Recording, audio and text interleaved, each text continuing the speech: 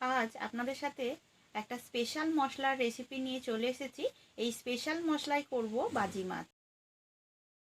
যে কোনো আমিষ বা নিরামিষ রান্না হোক না কেন, 1 চামচ মশলাতেই কিন্তু তার টেস্টটা অসাধারণ হবে। আর কোনো রকম পেঁয়াজ বা রসুন ব্যবহার না করেও যে কোনো নিরামিষ রান্নাতেই 1 চামচ মশলাতেই দারুণ তার টেস্ট হয়। নমস্কার বন্ধুরা, আমি সুপ্রিয়াস কিচেনে আপনাদের সবাইকে স্বাগত। চলুন তাহলে স্পেশাল মশলার রেসিপিটা দেখে নেওয়া যাক। প্রথমত যে মশলাগুলোর প্রয়োজন সেই মশলাগুলো হলো গোটা ধনে, গোটা জিরে, গোটা মৌরি, আর হাফ নিয়েছি জায়ফল, হাফ জয়িত্রী, এলাচ, লবঙ্গ, দারচিনি আর সাদা তিল। মশলার পরিমাণটা আমি পাশে লিখে দিয়েছি, আপনারা স্ক্রিনশট তুলে রেখে দিতে পারেন। যখন বানাবেন তখন একবার দেখে নেবেন, তাহলেই খুব সুবিধা হয়। তো মশলাগুলো আমি একটা কড়াকে গরম করে নিয়েছি। এই গরম কড়ার মধ্যে আমি দিয়ে দিয়েছি সব রকম মশলা। 3 মিনিট আমার লেগেছে মশলাটা রোস্ট করতে।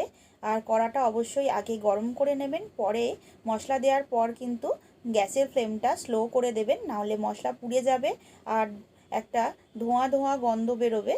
আর মশলাটা অবশ্যই ঠান্ডা করে তারপর মশলাটা গুঁড়াবেন। দেখুন মশলাটা আমি একটা মিক্সি গ্রাইন্ডারের মধ্যে গুঁড়িয়ে নিয়েছি। দেখুন এখনও ঠিক ভালোভাবে গুঁড়ানো হয়নি, আর একবার আমি গুঁড়িয়ে নিয়ে আপনাদের দেখাচ্ছি। আর এটা থেকে কিন্তু দারুণ একটা স্মেল বেরিয়েছে। দেখুন আপনাদের দেখাচ্ছি আমি কত সুন্দর হয়েছে মশলাটা। যে কোনো তরকারিতে দিন না কেন বেশি দেবেন না, ছোট চামচের হাফ চামচ মানে টিস্পুন অনুযায়ী এটা ব্যবহার করবেন, দেখবেন অসাধারণ হয় তরকারিগুলো খেতে। তো এই মশলা দিয়েই আজকে নিরামিষ কচুর তরকারি আপনাদের রান্না করে দেখাচ্ছি। খুব তাড়াতাড়ি খুব কম সময়ের মধ্যে হয়ে যায়, পেঁয়াজ রসুন ছাড়াই কিন্তু আমি এই নিরামিষ তরকারিটা আপনাদের করে দেখাচ্ছি। 250 গ্রাম আমি গুঁড়ি কচু বা মুখি কচু যেটাই বলুন না কেন সেটা নিয়ে আমি ছোট ছোট টুকরো করে ডুমো করে কেটে রেখেছি। তার সাথে আমি 2টো আলুকে আমি ওই একই সাইজের কেটে নিয়ে ভালো করে ধুয়ে পরিষ্কার করে নিয়েছি। এবার গ্যাসের মধ্যে একটা কড়া বসিয়ে দিয়েছি, গ্যাসের ফ্লেমটা মিডিয়াম করে 1 গ্লাস জল দিয়ে দিয়েছি। এবার কেটে রাখা কচু আর আলুগুলো দিয়ে দিয়েছি অল্প একটু লবণ। এবার ঢাকা দিয়ে আমি 5 মিনিট সেদ্ধ করে নিচ্ছি। দেখুন বন্ধুরা, 5 মিনিট পর আমি ফিরে এলাম। কচুটা আমি একবার চেক করে নিচ্ছি সেদ্ধ হয়েছে কিনা। হ্যাঁ, কচু আলু দুটোই সেদ্ধ হয়ে গেছে। গ্যাসের ফ্লেমটা অফ করে আমি আলু আর কচুটা ঢেলে একটা ছাঁকনির সাহায্যে আমি ছেঁকে নিচ্ছি। এবার কড়াটা ভালো করে ধুয়ে পরিষ্কার করে নিয়েছি। এর মধ্যে দিয়ে দিলাম 2 চামচের মতো সর্ষের তেল।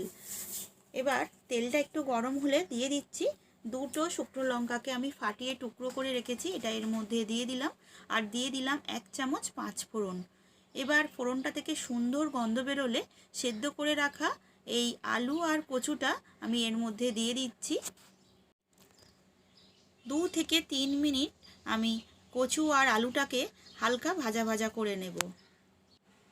এই স্পেশাল ম্যাজিক মশলা দিয়ে এই নিরামিষ কচুর তরকারি কিন্তু দারুণ হয়। আপনারা যে কোনো রকম তরকারি, বাঁধাকপির তরকারি কিংবা ফুলকপির তরকারি কিংবা যে কোনো আলুর তরকারি হোক না কেন, সবেতেই এটা দিতে পারেন, ছোলার ডাল সবেতেই এই মশলাটা দেয়া যায়।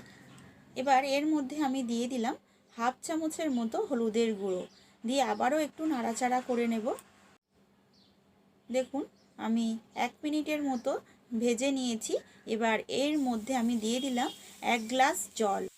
কচুতে কিন্তু জলের পরিমাণটা একটু বেশিই লাগে, নাহলে হয়ে যাওয়ার পর কচুটা খুব টাইট হয়ে যায়, জলটা শুকিয়ে যায়। এই মশলার রেসিপিটা আর তার সাথে এই কচুর তরকারিটা একবার বাড়িতে বানিয়ে দেখবেন, আশা করছি আপনাদের ভীষণই ভালো লাগবে। আর যদি ভালো লাগে অবশ্যই আমাকে কমেন্টে জানাতে ভুলবেন না। দেখুন কচুর তরকারিটা ফুটে উঠেছে। এবার এই সময় আমি অল্প একটু ওই ম্যাজিক মশলা দিয়ে দিলাম, খুব সামান্য পরিমাণ কিন্তু আমি দিয়ে দিলাম। দিয়ে আবারও আমি 2 থেকে 3 মিনিট ফুটিয়ে নিচ্ছি।